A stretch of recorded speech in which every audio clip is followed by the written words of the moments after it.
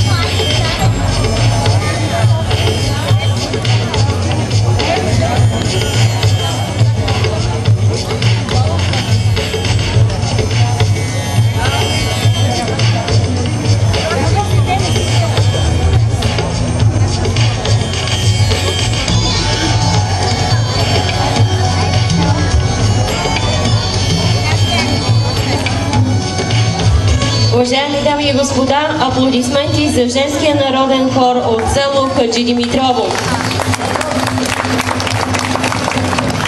Изпълнителите получават своята грамота за съществения принос, който имат за съхраняването и развитието на балканските традиционни народни изкуства. Художественият ръководител, заповядайте. Ставате откритие на Балканския шампионат по фолклор Европолк Жива вода 2012. Получавате препоръка за Европейският шампионат по фолклор Несебър и Слънчев бряг.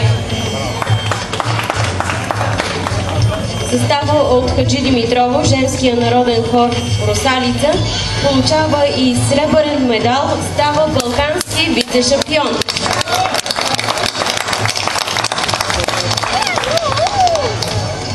Това DVD с филм за старата българска столица, продукция на Европол Велико Търново, също е за вас. Заповядайте.